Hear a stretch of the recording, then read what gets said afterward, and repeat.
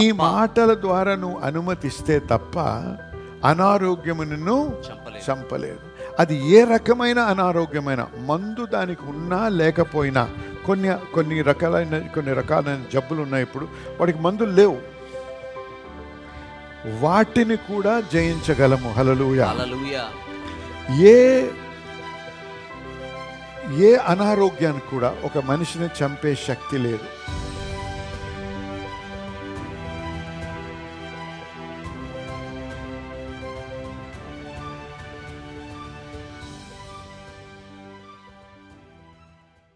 ఆమేన్.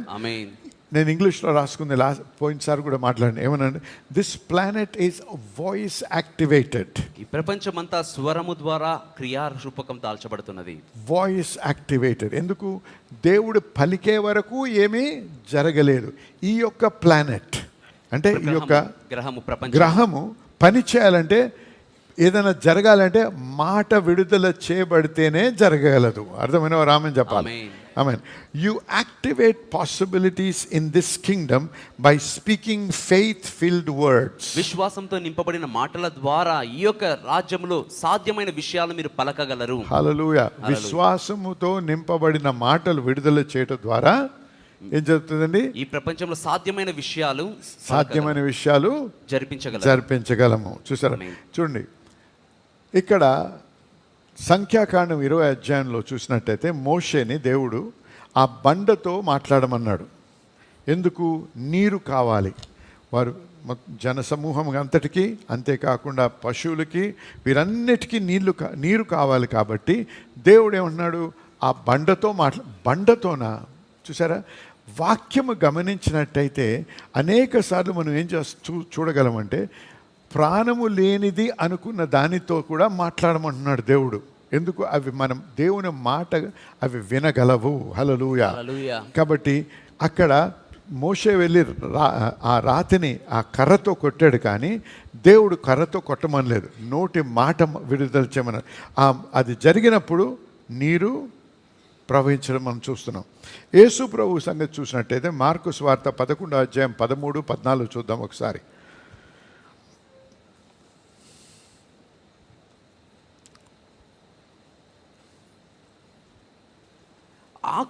మరునాడు వారు బేతనీయ నుంచి వెళ్ళుచుండగా ఆయన ఆకలి కొని ఆకులు గల ఒక అంజూరపు చెట్టును దూరం నుండి చూచి దాని మీద ఏమైనా దొరుకునేమో అని వచ్చెను.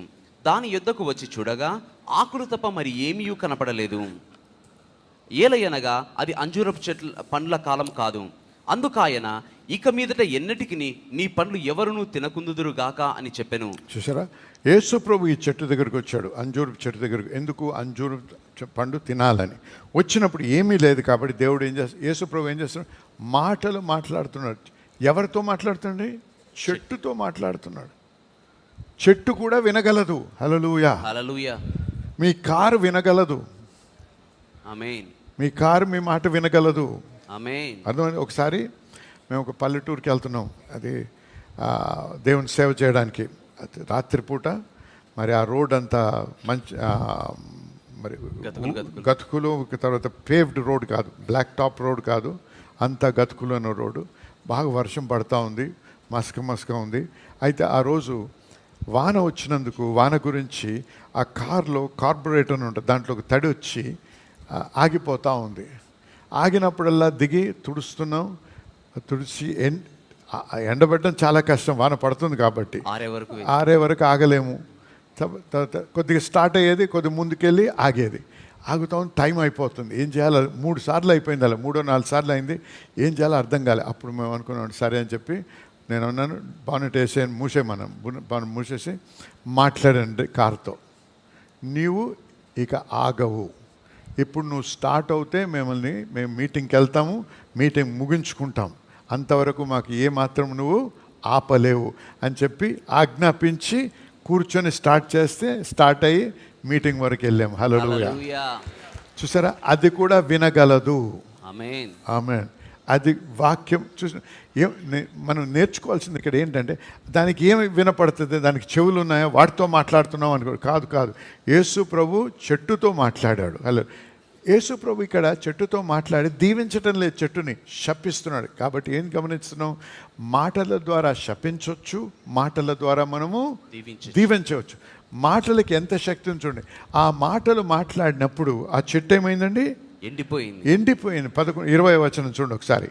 ప్రొద్దున వారు మార్గమున పోవుచుండగా ఆ అంజూరపు చెట్టు వేళ్ళు మొదలుకొని ఎండిపోయి ఉండుట చూసారా? విషం పెట్టలేదు అక్కడ, చెట్టుకు విషం ఇవ్వలేదు. చెట్టుతో మాట్లాడాడు యేసు ప్రభు, అంతే. వేళ్ళ నుంచి ఎండిపోయింది. హల్లెలూయా, హల్లెలూయా. ఏం గమనిస్తున్నామని ఇక్కడ? మాటలకి ఎంత శక్తి ఉందో. హల్లెలూయా. మాటల ద్వారా చెట్టు చనిపోయింది. మరి మాటలు ఎంత శక్తి గలవంటే, మాటల ద్వారా మనం సృష్టించవచ్చు, మాటలు ప్రాణం ఇవ్వగలవు, మాటల ద్వారా చంపగలము, మాటల ద్వారా ధ్వంసము చేయగలం. Especially when spoken from a heart that believes. ప్రత్యేకంగా నమ్మేటువంటి హృదయం నుంచి అవి పలికినప్పుడు ఖచ్చితంగా జరుగుతుంది. అంటే నమ్మకముతో మాట్లాడిన మాటలకి అంత బలం ఉందన్నమాట. ఆమేన్. సామెతలు 18వ అధ్యాయం 21వ వచనం చూద్దాం ఒకసారి. సామెతలు 18:21. జీవ మరణములు నాలుక వశము, దాని యందు ప్రీతిపడువాడు దాని ఫలము తిందురు. Death and life are in the power of the tongue. జీవ మరణములు నాలుక వశమై ఉన్నవి. నీ యొక్క అనారోగ్య వశము లేవు. Sickness cannot kill you. అనారోగ్యం నిన్ను చంపలేదు. Until you permit it with the words you speak. నీవు పలికేటువంటి మాటల ద్వారా అనుమతిస్తే, నీ మాటల ద్వారా నువ్వు అనుమతిస్తే తప్ప అనారోగ్యము నిన్ను చంపలేదు. అది ఏ రకమైన అనారోగ్యమైన, మందు దానికి ఉన్నా లేకపోయినా, కొన్ని రకాలైన జబ్బులు ఉన్నాయి. ఇప్పుడు వాడికి మందులు లేవు, వాటిని కూడా జయించగలము. హల్లెలూయా, హల్లెలూయా. ఏ అనారోగ్యానికి కూడా ఒక మనిషిని చంపే శక్తి లేదు. సాధారణంగా అటువంటి జబ్బు వచ్చినప్పుడు, లేకపోతే అనారోగ్యం వచ్చినప్పుడు మనం సాధారణంగా ఏం చేస్తాం? డాక్టర్లు చెప్పిన మాటనే పలుకుతానే ఉంటాం, దాన్నే మాట్లాడతాం అంటూ మన మనస్సులో చూసే చిత్రము ఎటువంటిదంటే మరణముకి సంబంధించింది. కాబట్టి ఎప్పుడో మనం ఏమవుతుంది ఇక్కడ? సాతాను ఒత్తిడేస్తూ ఉంటాడు దేని మీద? మన నాలుక మీద. మనము వాడితో ఏకీభవించి మరణము గురించి మాట్లాడినా, మరణము పలికినా, ఇంకా దారుణంగా మారుతుందని మాట్లాడినా ఏం చేస్తున్నాం? సాతానికి మనం పర్మిషన్ ఇస్తున్నాం, అనుమతిస్తున్నాం. ఎప్పుడైతే మనం నాలుక ద్వారా మనం అనుమతిస్తామో అప్పుడు వాడు మనల్ని మొత్తి మనం చాలా కష్టపెట్టడానికి, చంపడానికి కూడా మనమే అధికారం ఇస్తున్నాం. అర్థమైన వారు ఆమె చెప్పాలి. ఏమన్నాడు? మళ్ళీ జీవ మరణములు నాలుక వశమై ఉన్నాయి. గమనించండి జనులారా, మోషే సంగతి చూసినట్టయితే 120 సంవత్సరాలు వచ్చిన తర్వాత ఆయనకి ఏ రకమైన అనారోగ్యము లేదు. His eyesight was not dim, nor his natural forces abated. తన యొక్క కను దృష్టి మందమగించలేదు, తన యొక్క శారీరక సత్తువ తక్కువ కాలేదు. హల్లెలూయా, హల్లెలూయా. 120 సంవత్సరాల తర్వాత, ఎడారిలో 40 సంవత్సరాలు నడిచిన తర్వాత, అటువంటి తీవ్రమైన పరిస్థితుల్లో నిలిచిన తర్వాత ఏ రకమైనటువంటి ఒత్తిడి, ఎంత స్ట్రెస్లో ఉన్నా, స్ట్రెస్ అంటే ఒత్తిడి, ఇది ఇంతమంది జనం ఎప్పుడు గునుగుతూ సనుగుతున్నటువంటి జనాంగం మధ్యలో నిలబడి వారికి కావలసినన్ని ఇస్తుంటే, అంత స్ట్రెస్లో కూడా ఆ స్ట్రెస్ బ్లడ్ ప్రెషర్ రాలేదు, ఆ స్ట్రెస్ వల్ల బ్లడ్ షుగర్ రాలేదు, ఆ స్ట్రెస్ వల్ల స్ట్రోక్ రాలేదు, ఆ స్ట్రెస్ వల్ల హార్ట్ అటాక్ రాలేదు, ఆ స్ట్రెస్ వల్ల కిడ్నీస్ ఫెయిల్ అవ్వలేదు. హల్లెలూయా. ఏది కూడా పని చేయలేకపోయే. ఎందుకు? మోషే దేవుని వాక్యానుసారంగా నడిచిన వ్యక్తి. అంతేకాకుండా తన నోటి ద్వారా ఎప్పుడు అనుమతి ఇవ్వలేదు సాతానికి. హల్లెలూయా. అయితే ఇక్కడ గమనించండి, 120 సంవత్సరాల తర్వాత తను దేనికైతే పిలువబడ్డాడో ఆ పనంతా ముగించిన తర్వాత ప్రభు ఏమన్నాడు తెలుసా? ఇప్పుడు నువ్వు కొండెక్కు, అక్కడ నువ్వు మరణించు. అనారోగ్యం వల్ల మరణించటం లేదు, నీ యొక్క అసైన్మెంట్, పని అయిపోయింది. నీ పని, కార్యము. నువ్వు ఏం చేయాలని నేను ఉద్దేశం అయిపోయింది కాబట్టి ఇంక నువ్వు నా దగ్గరికి రా అంటున్నాడు ప్రభు. హల్లెలూయా, హల్లెలూయా, హల్లెలూయా. హల్లెలూయా. యెహోషువ సంగతి చూసినా అదే. కాలేబు ఏం చేస్తున్నాడు? 85 సంవత్సరాలకి ఉన్నాడు, 40 ఏండ్ల వయసు గల వాడి వలె ప్రవర్తిస్తున్నాడు. యుద్ధానికి వెళ్ళడానికి సిద్ధంగా ఉన్నాడు, రిటైర్ అవ్వడానికి సిద్ధం అవటం లేదు. హల్లెలూయా. హల్లెలూయా. రిటైర్మెంట్ అనే తలంపు కూడా రాదు. ఎప్పుడండి? 60 కాదు, 85 తర్వాత ఏమన్నా నేను యుద్ధానికి వెళ్తాను అంటున్నాడు. హల్లెలూయా, హల్లెలూయా. హల్లెలూయా. ఈ రకమైనటువంటి ఆశీర్వాదం మనకి దేవుడు తన వాక్యంలో ఉంచాడు. కానీ మనము దేవుని వాక్కుతో ఏకీభవించడం లేదు. ఈ శాస్త్రం ఏం చెప్తుందో ఇక్కడ, సైన్స్ అంటే anyway you know what science is, right? Science ఏం చెప్తుందో నమ్మటం లేదు, నమ్ముతున్నాం మనం. లోకం ఏం చెప్తుందో అది నమ్ముతున్నాం, గూగుల్ ఏం చెప్తుందో అది నమ్ముతున్నాం, వాక్యాన్ని నమ్మటం లేదు. వాక్యంలో అది ఎందుకు రాయబడ్డది? ఫర్ ఆర్ ఎగ్జాంపుల్ అని ఉంది మనకు వాక్యంలో. మాదిరిగా అంటే అది గమనించి దాన్ని ధ్యానించి ఆ యొక్క ధ్యానము అది మెడిటేట్ చేయడం ద్వారా నేను కూడా అది అనుభవించగలమనే విశ్వాసం నాలో పుట్టాలి. ఆమేన్. హల్లెలూయా. హల్లెలూయా. ధ్యానించడం ద్వారా అయ్యేది ఆ విశ్వాసం నాకు కలుగుతుంది. హల్లెలూయా. ఆ హల్లెలూయా. విశ్వాసం కలిగినప్పుడు నేను కూడా అలాగే పలకగలను. హల్లెలూయా. హల్లెలూయా. ఒక దైవ భక్తుడు చార్ల్స్ క్యాప్స్ గారు ఇప్పుడు లేరు, ఆయన దేవుని దగ్గరికి వెళ్ళారు.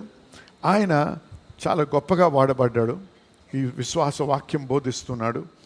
ఆయన సమయం అయిపోయినప్పుడు ఆయన ఒక మాట ఇంకొక దేవుని సేవనికి ఫోన్ చేసి రమ్మన్నాడు ఆ వీకెండ్కి. అంటే శనివారం ఆదివారం ఆ వీకెండ్కి రండి.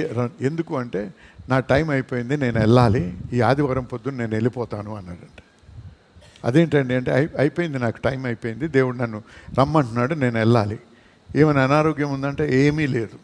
హల్లెలూయా, హల్లెలూయా. కానీ ఆయనకి ఏం తెలిసింది? దేవుని దగ్గర నుంచి నాకు నువ్వు చేయాల్సిందంతా చేసేసావు కాబట్టి ఇంక నా దగ్గరికి వచ్చి అన్నాడు దేవుడు. ఆయన ఆ రోజు వచ్చాడు, ఆ ప్రసంగికుడు, ఆ దైవ సేవకుడు వచ్చాడు, ఆయనతో మాట్లాడారు, భోజనం చేశారు. అంతా చేసిన తర్వాత వెళ్తున్నాను నేనని చెప్పి పడుకున్నాడు. అంతే దేవుని దగ్గరికి వెళ్ళిపోయాడు.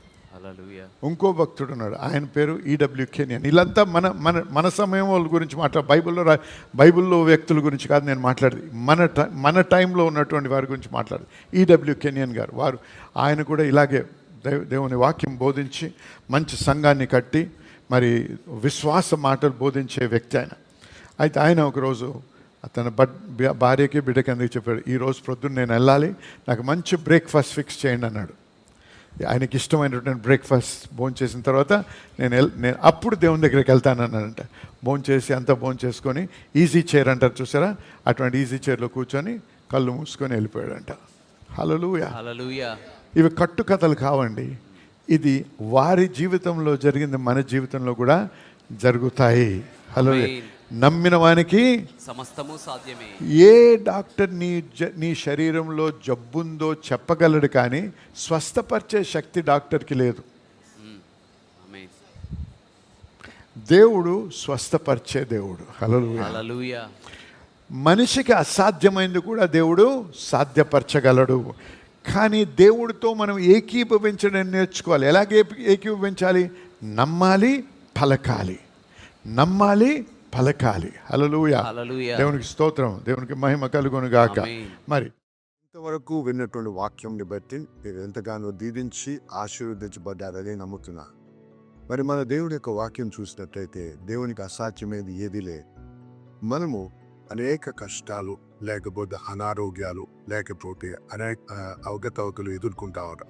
మన దేవుడు అద్భుతాలు చేసే దేవుడు కాబట్టి మీ కొరకు, మీ స్వస్థత కొరకు, మీ యొక్క ఇబ్బంది నుంచి విడుదల కోసం ప్రార్థించాలని ఆశిస్తున్నా. దయచేసి నాతో ఏకీభవించేటప్పుడు మీ చేయి ఒకటి కివి మీద పెట్టండి, ఒక చేయి మీకు ఎక్కడ బాధ ఉందో అక్కడ పెట్టండి. లేకపోతే కోర్టు కేసు అయితే ఆ పేపర్ తంటి ఆ పేపర్ మీరు చేయబెట్టండి. లేకపోతే ఇంకేదైనా అంశం అయితే దాని విషయంలో మీరు చేయించండి. ఇదంతా ఏంటంటే మనం విశ్వాసాన్ని విడుదల చేసే పద్ధతి. అంతేగాని టీవీలో శక్తి ఉందని కానీ, టీవీలో బలం ఉందని కానీ చెప్పడం కాదు. కానీ మన విశ్వాసాన్ని విడుదల చేసి విశ్వాసం ముందుకెళ్ళడానికి మార్గం. కాబట్టి దయచేసి నాతో ఏకీభవించని ప్రార్థించాలి. ఎందుకంటే అనేకమైన సాక్ష్యాలు వింటున్నాం. ఈ విధంగా ప్రార్థించినప్పుడు మరి దేవుని యొక్క కృపను బట్టి వంకరగా ఉన్న కాళ్ళు సరిగ్గా అదైతే కాకుండా ఎంతో కాలం నుంచి మరి బ్లాడర్లో ఉన్నటువంటి ప్రాబ్లం నుంచి ఒక వ్యక్తి సంపూర్ణంగా స్వస్థపరచబడ్డాడు. క్యాన్సర్ నుంచి, ఎయిడ్స్ నుంచి, రకరకాల రుగ్మతల నుంచి విడుదల పొందిన వారు సాక్ష్యాలు మేము వింటా ఉన్నాం. కాబట్టి ఈరోజు ఇది మీ తరుణం, ఇది మీ సమయం, మీరు స్వస్థపరచబడే సమయం. కాబట్టి దయచేసి నాతో ఏకీభవించే పరిశుద్ధ దేవుడు మీకు వందనాలు చెల్లిస్తున్నాను. ఈ బిడ్డలో ఒక విశ్వాసంని బట్టి వారు ప్రార్థిస్తుండగా వారితో నేను ఏకీభవిస్తున్నా. మరి ఈ సమయంలో వారుకునే ఇబ్బందుల నుంచి వారు విడుదల అనుగ్రహించండి. ప్రతి విధమైనటువంటి రుగ్మత నుంచి, ప్రతి విధమైన ఆరోగ్యం నుంచి, ప్రతి విధమైనటువంటి సాతాను బంధకం నుంచి వారికి విడుదల కలుగును గాక యేసు నామములో. ప్రభువా, చర్మ వ్యాధి, కిడ్నీ ప్రాబ్లం అవ్వచ్చు, లేకపోతే హార్ట్ ప్రాబ్లం అవ్వచ్చు, లేకపోతే ఏదైనా సరే యేసు నామంలో దాన్ని గంధిస్తున్నాం ప్రభా. నాయన అది వర్టిగ్ అవ్వచ్చు, లేకపోతే మరి కాన్స్టెంట్ తలనొప్పులు అవ్వచ్చు, ఏదైతే నేను ప్రభా మీరు స్వస్థపరిచే యెహోవా ప్రభా, మీరు మాకు స్వస్థత అనుగ్రహించే యెహోవా రాఫా నాయన. కాబట్టి మీ పేరుట, మీ నామంలో ప్రార్థిస్తున్నాను ఆయన. మీ నామంలో ఈ యొక్క పరిస్థితుల్ని, ఈ యొక్క అడ్డంకుల్ని, ఈ యొక్క అనారోగ్యాన్ని యేసు నామంలో గద్దిస్తున్నాం ప్రభా. మరి ప్రతి వారు ఎవరైతే నాతో ఏకీపిస్తున్నారో వారందరికీ విడుదల పలుకుతున్నాను ప్రభా. వారందరికీ స్వస్థత కలుగుని గాకార పలుకుతున్నాను ప్రభా. నీ వాక్యానుసారంగా పలుకుతున్నాను. కాబట్టి వారి స్వస్థత నొందారని నమ్ముతున్నా ప్రభా. మీకు వందనాలు చెల్లిస్తున్నాం. మీకే మహిమ కలుగుని కాక. మరి ప్రభా, వీరు సాక్ష్యాలతో రావడానికి, మిమ్మల్ని గణపరచడానికి సహాయం చేయమని యేసు నామములో ప్రార్థించి వేడుకుంటున్నాము తండ్రి. ఆమేన్. దయచేసి వినండి. ప్రార్థించాం, నమ్మండి. ప్రార్థించినప్పుడు మీరు పొంది ఉన్నారని నమ్ముడి అన్నారు ప్రభు. నమ్మండి, దేవుని స్తుతించండి. ఆ నొప్పులు ఇంకా ఉండొచ్చు, కానీ అవి ఖచ్చితంగా మీరు మార్పు చూస్తారు. ఖచ్చితంగా స్వస్థతను అనుభవిస్తారు. కాబట్టి దయచేసి ఏకీభవించి మరి దేవుని స్తుతిస్తూ ముందు కొనసాగుదాం. మీరు స్వస్థపరిచి ఆ స్వస్థత పొందిన తర్వాత, ఆ విడుదల పొందిన తర్వాత, ఆ యొక్క ఉద్యోగం పొందిన తర్వాత, ఆ యొక్క సమస్యకు పరిష్కారం పొందిన తర్వాత దయచేసి మాతో మీ యొక్క సాక్ష్యం పంచుకోండి. మీతో కలిసి మేము సంతోషించాలని, దేవుని కనపరచాలని ఆశిస్తున్నాం. దేవుని మేము బహుగా దీవించుగాక. ఆమేన్.